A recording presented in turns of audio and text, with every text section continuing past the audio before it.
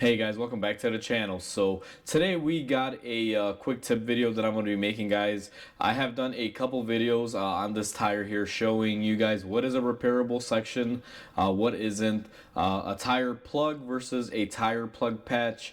Now I wanted to give you guys a comparison of them side by side so you guys can see the differences on how they look right next to each other when installed on a tire. Now before we go ahead and begin, guys, if you guys haven't subscribed to the channel, hit the subscribe button down below. It definitely helps the channel grow. Smash that like button, that'll definitely help out the channel. And with that said, let's go ahead and show you guys the differences between these two. From the outside, guys, you won't really notice too much except the color change difference here. You will see that this one is more of a brown colored because that is what a tire plug is typically colored. Sometimes they come in black or gray or white. I've seen them. It just really varies. And right next to it here, we have a tire plug patch. The tire plug patch is a rubber material, so it'll kind of blend in with the tire a little bit better, as you guys will see. You wouldn't notice that's there if it wasn't for the rubber cement that we had put on here to seal the outside. And as far as this one, even without the rubber cement, you would be able to tell that you got a plug in there.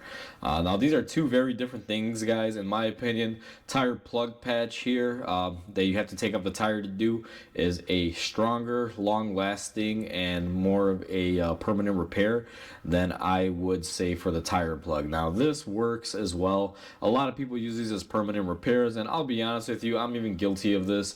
I've put a couple of these through my tires and even a customer tire or two when they requested, and they do hold up. I'm not gonna say that these are horrible. If you're in a pinch or you want to get something done quick, the tire plug here is your best friend versus the plug patch, because for this one the tire has to be disassembled off the rim and everything has to be done through the inside, versus this one you could literally do on the side of the road if you had to. Do it right there on the roadside and then go ahead and just fill up your tire with some air and you're rolling again. So these are both needed items. I hate it when people say tire plugs are crap, you shouldn't use them, they're this, they're that. If you're stuck somewhere and you're in a pinch and you have these, you'll be rolling back as long as the hole that you have in your tire is fixable by these. I've even ran into some emergency situations where I've seen customers use like 4 or 5 of these to plug up a massive hole just to get the car out of where it is and get it rolling. But obviously at that point you're going to be replacing the tire. Now if you're just simply using one plug like we did here, your tire will still be good, and as long as this holds and doesn't leak out air, you shouldn't really have any issues. But overall, guys, the way I would rate these is permanent solution and temporary / permanent. Just really depends on the needs. Now, one key difference to notate here, guys, if your tire is bald and you have no tread, this tire plug really won't do too much for you. It will plug it up, but I find they tend to not do as well if your tire is almost bald or nearing bald, versus this tire plug patch. It can actually withstand both. It doesn't really matter because most of this is going to be stuck on the inside. Now those are some of the differences here, some of the benefits, and everything like that. As far as cost effect, a tire plug like this should be around 20 to 25 bucks most places.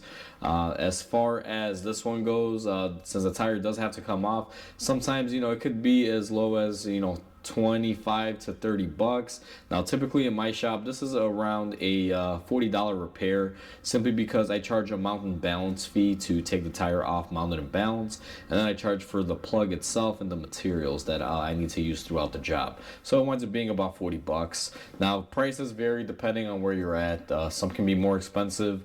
I know when I worked at the dealer, if we did this method it was $100. And they would still do this method as well, but they were charging $50 for this, so you'd be surprised. It was kind of like a quick in and out cheap method, and then the more expensive reliable method, and they actually charge more depending on which one you got, or less. But either way, it was a total ripoff. $50 for this plug. You could buy a whole kit for like 10-15 bucks. Now with that regard, when it comes down to these tire plugs over here, you can go anywhere and find them. Like I said, 10 to 15 bucks. They normally come in a kit.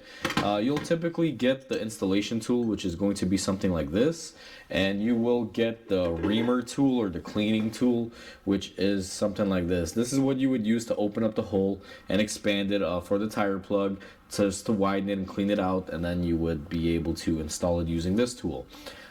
So like I said, for cost wise, as far as the actual kit for the tire plug for you to have, very inexpensive.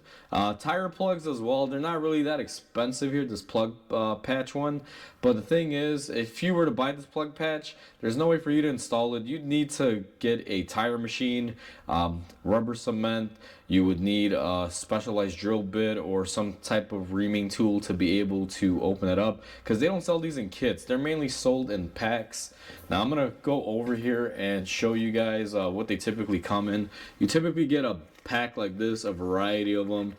You can see they have the stems in there. It's like a little box, and depending on how much you're using or which ones you're using, you know, they can vary by price. Now the one that I just showed you is a multi-kit, so that one is going to get kind of expensive. Typically it'll cost around $50 for that kit, if not more, depending on where you buy it. I actually got it on promo, but they can be kind of expensive. But regardless, those are the differences, those are the costs. And the best way to sum it up is quick, cheap, and easy. You can do it anywhere. More reliable, definitely more sturdy, and you need a shop to be able to install it. So now we are on the inside of our tire. This is the best angle that I could get, guys, so just if it's not zoomed in super closely, don't hate me. It's just because the tire is round and I don't have a stand that can sit inside.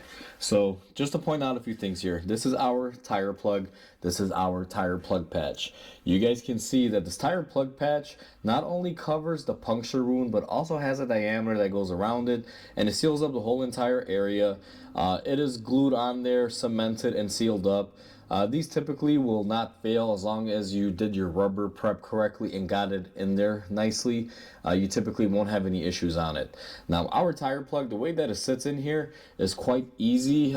It just pokes through and it stays. Now you can see a majority of it you can just kind of move around, versus this one you can't really move it. The way these are held in is obviously one is glued and pressure fitted in there. The other one is just basically pressure fit.